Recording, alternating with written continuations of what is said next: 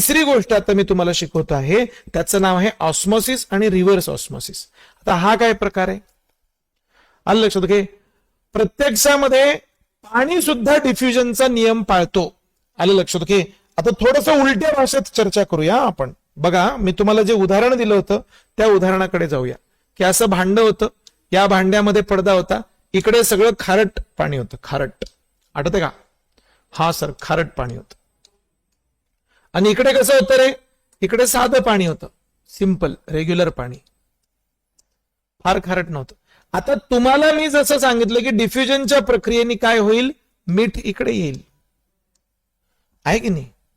डिफ्युजनच्या प्रक्रियेने काय होईल, मीठ इकडे येईल. आलं लक्षात? ओके, मीठ इकडे येईल तर आता थोडीशी तर पाणी इकडे जायला पाहिजे ना, मग पाणी पण इकडे जाईल.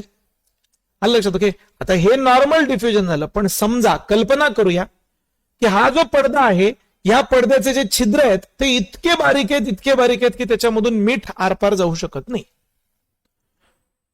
लक्षात? त्या पडद्याचे जे छिद्र, पडद्याचे जे होल्स, पडद्याचे जे खड्डे किंवा पडद्याचे जे काही बारीक बारीक मायक्रोपोर्स जे असतील, हे इतके बारीक आहेत की त्याच्यामधून मिठाचा मॉलिक्यूल आरपार जाऊ शकत नाही. मग आता आलं लक्षात? ओके, आता काय करायचं? आता तर मिठाला इकडे येता येत नाही, पण पाणी मात्र इकडे येऊ शकते. त्या पडद्याचा होल इतका आहे की पाणी आरपार जाऊ शकतं. मग आता अशा परिस्थितीमध्ये असं नोटीस झालेलं आहे की मीठ इकडे जात नाही, पण पाणी मात्र इकडे येतं. आलं लक्षात?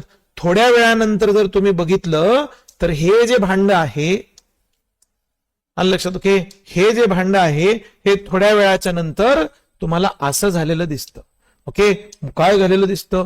इकडचं पाणी जे आहे हे थोडंसं कमी झालेलं असतं. आलं लक्षात? ओके, आणि इकडचं जे पाणी आहे हे थोडंसं वाढलेलं दिसतं. अयो, म्हणजे नॉर्मली जेव्हा डिफ्युजन होत होतं तेव्हा पाण्याची लेअर वगैरे, लेवल वगैरे सेम राहत होती. इथं तर उलट होतंय. आलं लक्षात? इथं काय आहे, पाणी इकडच्या साईडला चाललंय आणि इकडच्या पाण्याला वरती ढकलतंय. हे कधीपर्यंत चालू राहणार? जोपर्यंत पाण्याची इकडे जाण्याची शक्ती ही इकडून असलेल्या दाबाच्या शक्तीपेक्षा जास्त होत नाही, तर जास्त राहते, तोपर्यंत ते पाणी येतच राहतं. जेव्हा ते इक्वल होऊन जातं तेव्हा ते पाणी येणं थांबतं.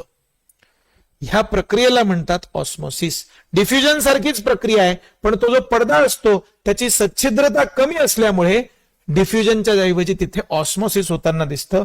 ऑस्मोसिस हे पाण्याच्या डिफ्युजन सारखंच आहे. आलं लक्षात? की ऑस्मोसिस जे आहे हे पाण्याच्या डिफ्युजन सारखंच आहे. आणि गंमत बघा ना, हे पाणी स्वतःला इकडे ढकलते आणि इकडच्या पाण्यालाही वरती ढकलते ना, म्हणजे प्रेशर बिल्ड करते. ह्या प्रेशरला ऑस्मॉटिक प्रेशर असं पण म्हणतात. आलं लक्षात? ह्या प्रेशरला काय आहे, ऑस्मॉटिक प्रेशर असं पण म्हणतात. ऍक्च्युअल मध्ये जर तुम्ही खरंच इकडून प्रेशर लावला, ताकद लावली, ओके, असं दाबलं, तर ऍक्च्युअली ह्याच्यातलं पाणी परत इकडे निघायला जातं. त्याला रिव्हर्स ऑस्मोसिस, आरओ असं म्हणतात. तुमच्या घरी तुम्ही आरओचं पाणी पिता की नाही?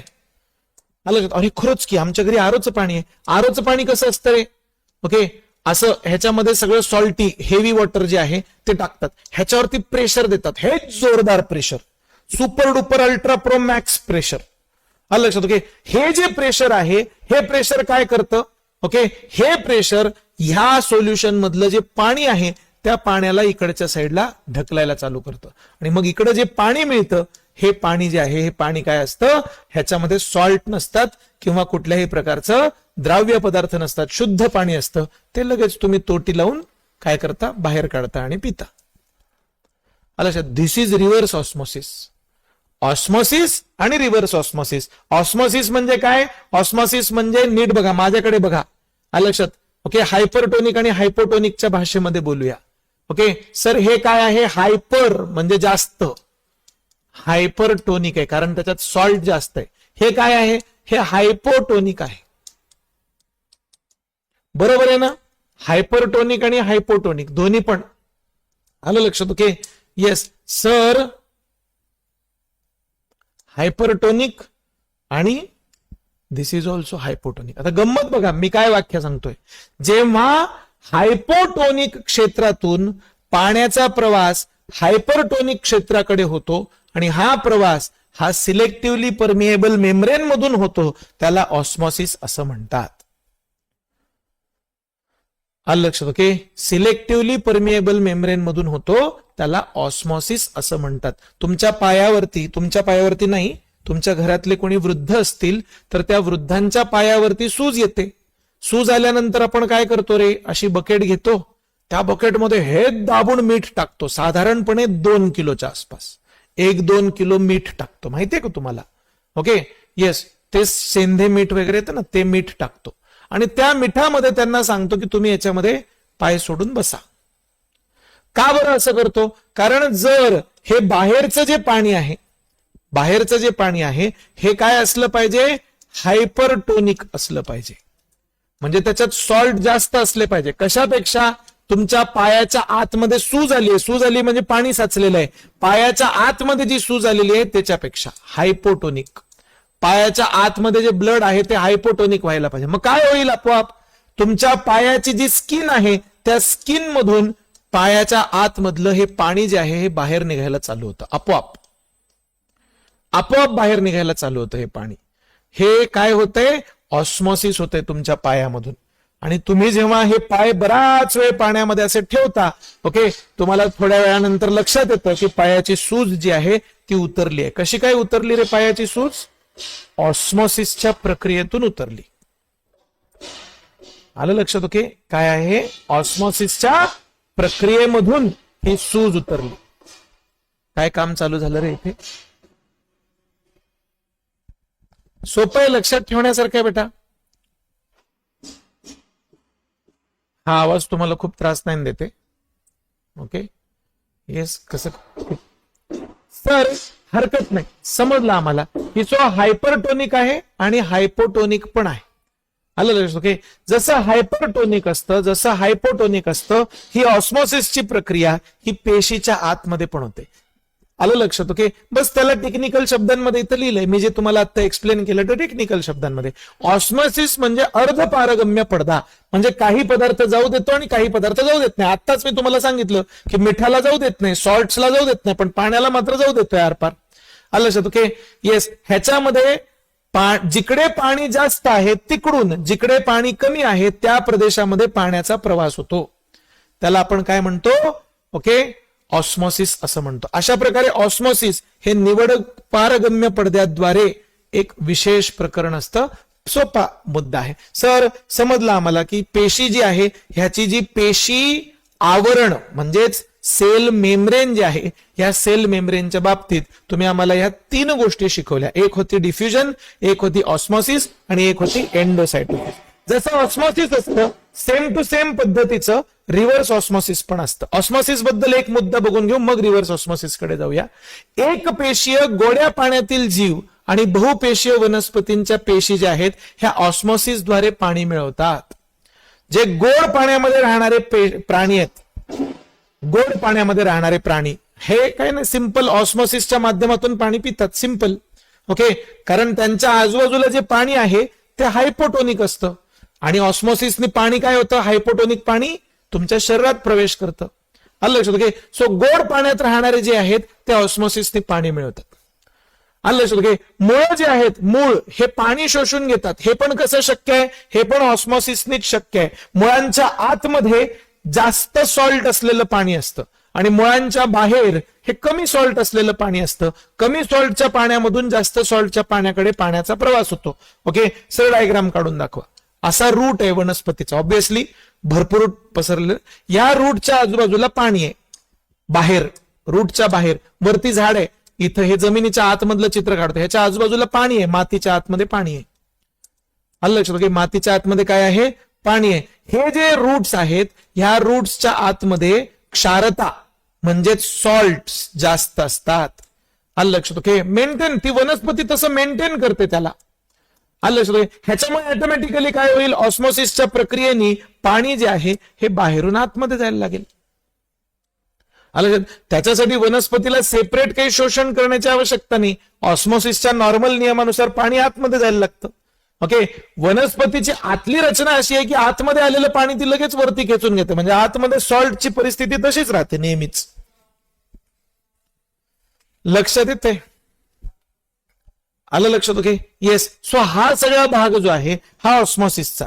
आलं लक्षात. ओके, सेम गोड्या पाण्याच्या सजीवांचं सुद्धा तसंच आहे. त्यामुळे पेशीच्या जीवनामध्ये वायू आणि पाण्याच्या देवाणघेवाणीमध्ये विसरण जेवढं महत्वाचं आहे तेवढंच ऑस्मॉसिस सुद्धा महत्वाचं आहे. पेशी आपल्या वातावरणामधून पोषण सुद्धा प्राप्त करते. नुसतं एवढंच नाही तर एटीपीची ऊर्जा वगैरे सुद्धा ते येते. जसं ऑस्मॉसिस असतं तसं अजून एक आहे रिव्हर्स ऑस्मॉसिस, त्याला आरो म्हणतात. आलं लक्षात. ओके, हे आरो ऑस्मॉसिसचं फक्त विरुद्ध प्रकार आहे. मी तुम्हाला आता 2 मिनिटापूर्वी सांगितलं ना की प्रेशर बिल्ड होतं. मग जर तुम्ही रिव्हर्स प्रेशर लावलं तर रिव्हर्स ऑस्मॉसिस जे आहे ते काम करू शकतं. व सजीव सृष्टीमध्ये रिव्हर्स ऑस्मॉसिस होतं का? होतं, पण खूपच रेअर ठिकाणी होतं. त्याच्यामुळे त्याच्या फार फंद्यामध्ये पडायला नको. तुम्हाला गरज असेल तर हा रिव्हर्स ऑस्मॉसिस इथं पीडीएफ मध्ये टाकून ठेवलाय. आलं लक्षात. ओके, दुसरा सेल ऑर्गॅनल जो आहे, या दुसऱ्या सेल ऑर्गॅनल कडे जाऊया. दुसरा सेल ऑर्गॅनल म्हणजेच पेशी अंगक जे आहे तो आहे सेल वॉल. सर थोडस डायग्राम कडे जाऊया आणि डायग्राम कडे जाऊन पेशी अंगकांच्या मध्ये आपण परत एकदा बघूया की सेल वॉल कुठे होती. प्राणी पेशीमध्ये तर सेल वॉल नव्हती, वनस्पती पेशीमध्ये मात्र सेल वॉल होती. बघा नीट इकडे, आपण आता जे शिकलो ते होतं प्लाझ्मा मेम्ब्रेन. ओके, त्या प्लाझ्मा मेम्ब्रेनच्या जस्ट बाहेर पेशी भित्तिका सेल वॉल. ओके, ही कडक असते, वनस्पती पेशीमध्ये बघायला मिळते. या सेल वॉलची माहिती घेऊया. आलं लक्षात. Okay, yes sir, cell wall जे आहे ते काय असतं? आलं लक्षात. ओके, येस, प्राण्यांच्या मध्ये पेशीची भिंत नसते, सेल वॉल नसते. हे जस्ट 2 सेकंदापूर्वी तुम्हाला सांगितलं.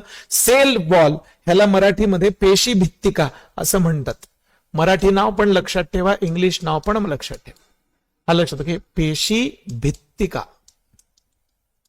ओके, व्याकरणाच्या चुका असतील तर जरा करेक्ट करून टाका. माझ्या डोक्यामध्ये ते देवानी व्याकरणवाली चिप बसवायचं विसरून गेला होता देव. सो मी व्याकरणाच्या चुका करतो खूप साऱ्या. ओके, येस, आहे ना पेशी भित्तिका. पेशी भित्तिका म्हणजे काय? आलं लक्षात. ओके सर, पेशी भित्तिका ही वनस्पतींच्या पेशीमध्ये सापडणारे, प्लाझ्मा पडद्याच्या व्यतिरिक्त वनस्पतींच्या पेशीमध्ये पेशी भिंत किंवा सेल वॉल नावाचं आणखीन एक कठोर बाह्य आवरण असतं, एक कडक असतं. आपण पेशी भित्तिकेबद्दल काय सांगितलं? ती फ्लेक्झिबल आहे. पेशी भित्तिका कशी आहे? फ्लेक्झिबल आहे. ओके, सो पेशी भित्तिका नाही, सेल मेम्ब्रेन कशी आहे? फ्लेक्झिबल आहे. सेल वॉल फ्लेक्झिबल नसते, ती कडक असते. आलं. पेशीची भिंत जी आहे ही प्लाझ्मा पडद्याच्या बाहेर दिसते. वनस्पतींच्या पेशीची भिंत प्रामुख्याने सेल्युलोज पासून बनलेली असते. वनस्पतींच्या काय म्हणजे बाय अँड लार्ज वनस्पतींमध्येच असते ही. आलं लक्षात. प्राण्यांच्या मध्ये पेशी भित्तिका तुम्हाला सापडत नाही. त्याच्यामुळे पेशी भित्तिका ही सेल्युलोजची बनलेली असते. तुम्हाला असं कधी हातामध्ये लाकूड वगैरे घेतलं? माझ्याकडे लाकूड आहे का? इथे लाकडाचं सॅम्पल आहे का एखादा? हा आहे, क्या बात आहे. पण ते प्लायवूड आहे, लाकूड नाहीये. लक्षात. ओके, हरकत नाही. बघा हे लाकूड चालेल, ठीक आहे. मग आता हे लाकूड आहे. हे लाकूड असं टणक जाणवतं का रे आपल्याला? जाणवतं की नाही? हे टणक का जाणवतं माहिती का?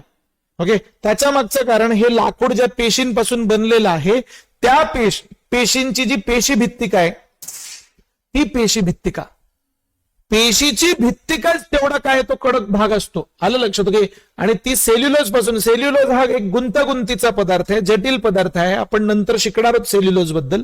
आलं लक्षात. ओके, वनस्पतींना स्ट्रक्चरल स्ट्रेंथ, तुम्ही बघितलेत का झाडं कसं एकदम वरती उभे राहतात? लहान वगैरे असताल तुम्ही, समजा गावाकडे वगैरे राहणारे व्यक्ती असाल तर तुम्ही झाडांवरती चढले पण असाल. आमच्या नशिबाने आम्हाला होतं तसं. मी लातूरला राहायचो, आमच्या घराच्या समोरच ते ग्रीन बेल्ट होता, मोठा बगीचा. आम्ही झाडांवर वगैरे चढायचो.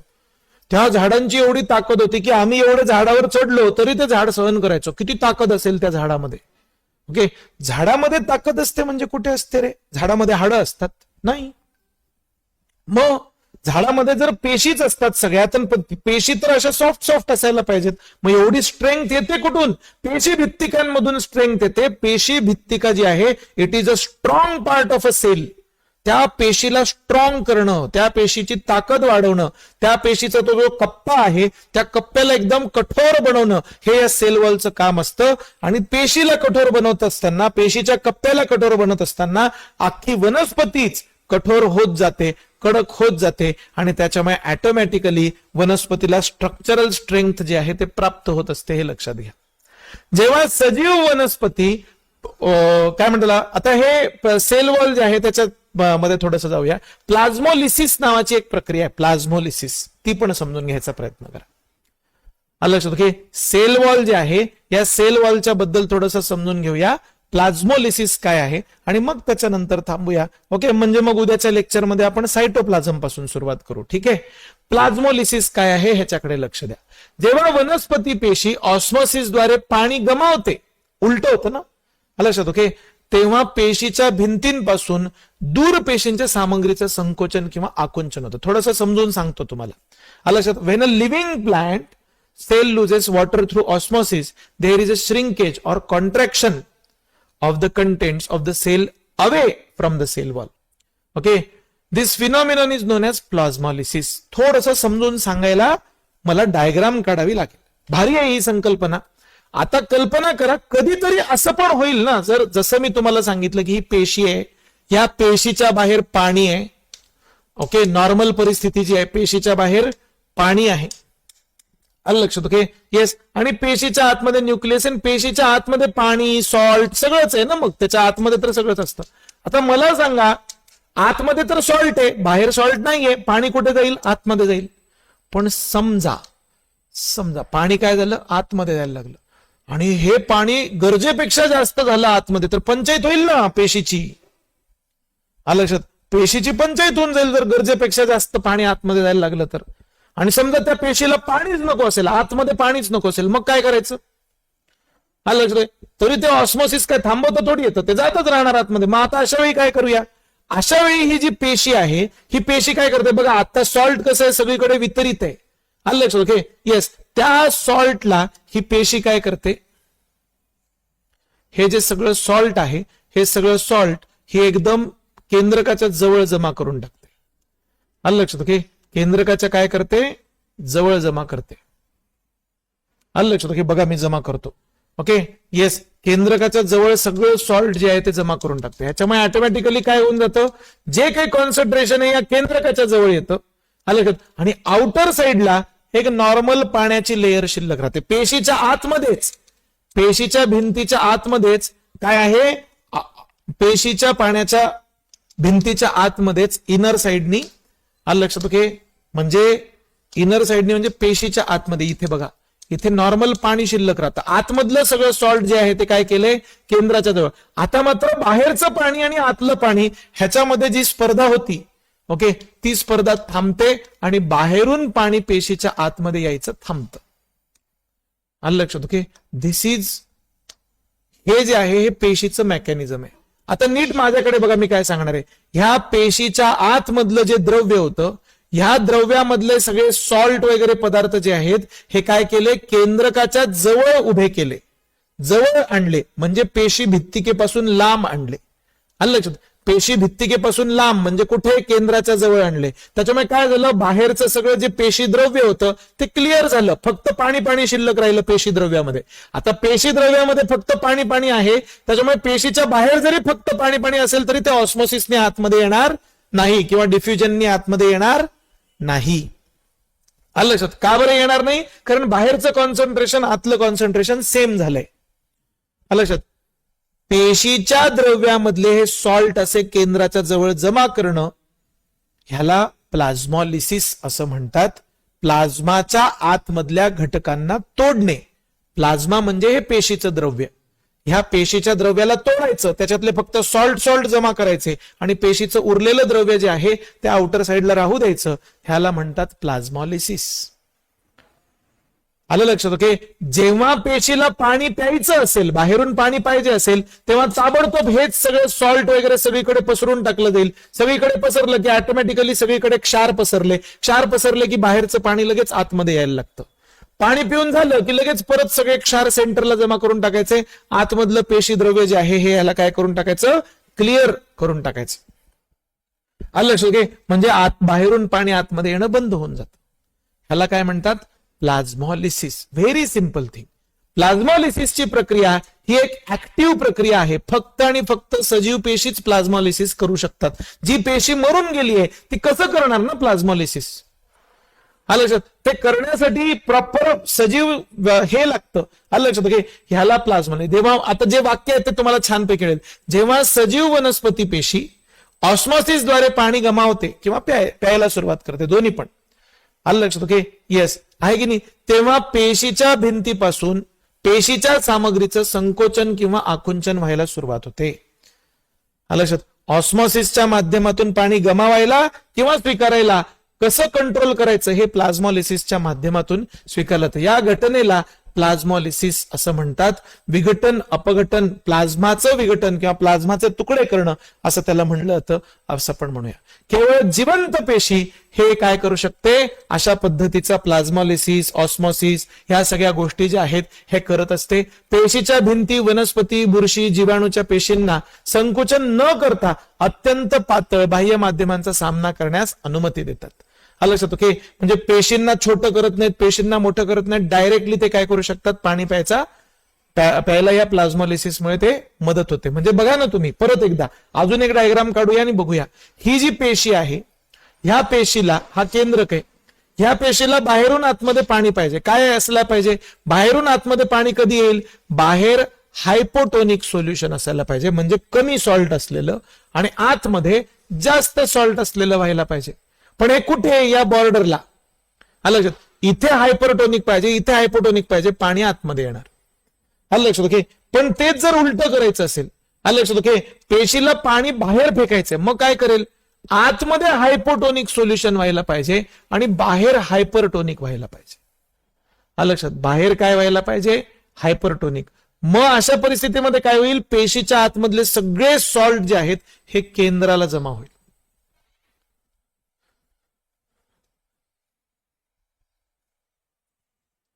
आलं लक्षात? ओके, येस, काय आहे? केंद्राच्या जवळ जमा होईल. आलं लक्षात? ओके, आणि मग त्या सिच्युएशन मध्ये पेशी जी आहे ही काय करायला लागेल? पाणी बाहेर फेकायला लागेल, कारण आता इथे सगळं पाणीच शिल्लक राहिलं ना आउटर साइडला, आणि बाहेर जेवढे काही सॉल्ट असतील त्याच्यापेक्षा कमी सॉल्ट या आतल्या लेअरला केले जातात आणि पाणी बाहेर फेकायला सुरुवात होते. आलं लक्षात? ही जी प्रक्रिया आहे, ह्या प्रक्रियेमधला हा जो सॉल्ट असा केंद्राजवळ जमा करण्याचा, सॉल्ट किंवा जे काही विरघळलेले घटक आहेत ते सगळे असे केंद्राकडे जमा करण्याची जी प्रक्रिया आहे त्याला म्हणतात प्लाझ्मोलिसिस. का बरं? लिसिस म्हणजे तुकडे करणे. कशाचे? हा जो प्लाझ्मा आहे, पेशीच्या आतमध्ये जे द्रव्य आहे त्याचे तुकडे केले आणि त्याला केंद्राजवळ आणलं. असं केंद्राजवळ आणणे किंवा केंद्राच्या पासून लांब नेणे, ह्याच्यामुळे काय करता येतं? ह्या पेशीचा बाहेरचा आकार न बदलता पाणी आतमध्ये घेणे किंवा पाणी बाहेर ढकलणे, या दोन्ही गोष्टी ज्या आहेत या पेशीला करता येत असतात. स्पेसिफिकली वनस्पती, प्राणी, बॅक्टेरिया ह्यांचा आकार त्यांना बदलता येणार नसतो. आलं लक्षात? ओके, आणि त्याच्यामुळे मग ते प्लाझ्मोलिसिस सारखी प्रक्रिया जी आहे ही करत असते. आलं लक्षात? ओके, येस, प्लाझ्मोलिसिस करण्यासाठी करणं जास्त आवश्यक आहे. सर, तुम्ही सेल वॉल शिकवल्याच्या नंतर आम्हाला प्लाझ्मोलिसिस का शिकवायला लागलात? त्याच्या मागचं कारण आहे की एखादी वनस्पती जी आहे त्या वनस्पतीची ही पेशी भित्तिका. आलं लक्षात? ओके, येस, एखादी वनस्पती घेऊया. आलं लक्षात? ही वनस्पती आहे. आलं लक्षात? या वनस्पतीची ही पेशी भित्तिका, या वनस्पतीच्या पेशी भित्तिकेच्या आतमध्ये, आलं लक्षात, ही पेशी आहे. मला सांगा, ह्या पेशीला आकार मोठा करायला किंवा लहान करायला काही चान्स आहे का? नाहीये. आलं लक्षात? ओके, मग मोठा करायला, लहान करायला चान्स नाहीये, तरी पण पाणी प्यायचंय किंवा बाहेर फेकायचंय, मग काय करायचं? प्लाझ्मोलिसिसच्या माध्यमातून तुम्ही करू शकता. आलं लक्षात? ओके, पेशी भित्तिका असल्यामुळे वनस्पतींना प्लाझ्मोलिसिस करावं लागतं. आलं? प्राण्यांच्या बाबतीत तसं नाहीये. प्राण्यांच्या बाबतीमध्ये तुम्हाला जर पाणी प्यायचं असेल तर पेशी स्वतःचा आकार मोठा करून टाकते, लगेच पाणी आतमध्ये यायला लागतं. ओके, प्राण्यांच्या बाबतीमध्ये समजा त्यांना पाणी बाहेर फेकायचं तर ती श्रिंक करायला लागते, स्वतःला छोटी करायला लागते. आलं लक्षात? ओके, येस, आहे की नाही? सो अशा प्रकारचा भाग जो आहे हा प्राण्यांच्या मध्ये, तो प्राण्यांना प्लाझ्मोलिसिस करण्याची आवश्यकता नाहीये, वनस्पतींना मात्र प्लाझ्मोलिसिस करावं लागतं.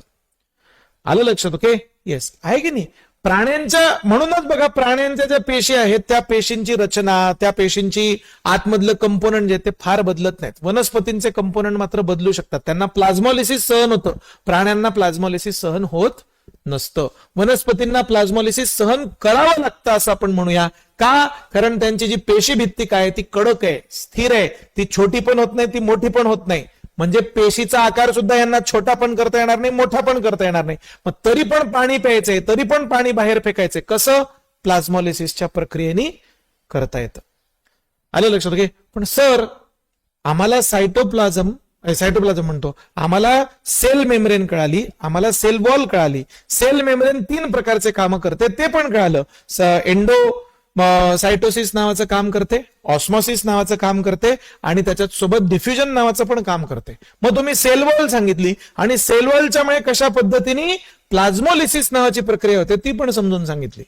पण आता आमचा प्रश्न असा आहे की पेशीच्या आतमध्ये तुम्ही हे वारंवार प्लाझ्मा प्लाझ्मा प्लाझ्मा म्हणताय किंवा त्याला सायटोप्लाझम असं पण म्हणतात, हे नेमकं काय आहे हे आम्हाला समजून घ्यायचंय. हे आता उद्याच्या लेक्चरमध्ये समजून घेऊया. इथे थांबूया. काहीही शंका असतील तर मला विचारा. आता आपण जवळपास रोजच भेटणार आहोत बेटा. ओके, सो रोजच्या रोज लेक्चर अटेंड करा. ह्या ज्या पीडीएफ तुम्हाला मिळणार आहेत ह्या पीडीएफ नियमितपणे डाउनलोड करा. आलं लक्षात? ओके, आणि त्या सगळ्या गोष्टी ज्या आहेत ह्या बघण्याचा प्रयत्न करा. ठीक आहे, इथे थांबूया. काहीही शंका असतील, काहीही क्वेश्चन्स असतील तर तुम्ही मला विचारू शकता. ओके, येस, चलो थांबतोय मी इथे. जय हिंद, जय भारत. Okay, yes.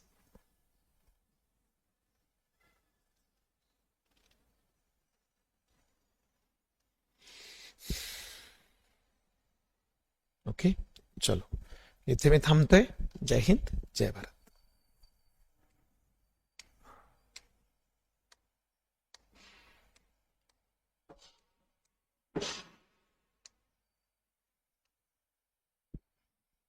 ओके, चलो इथे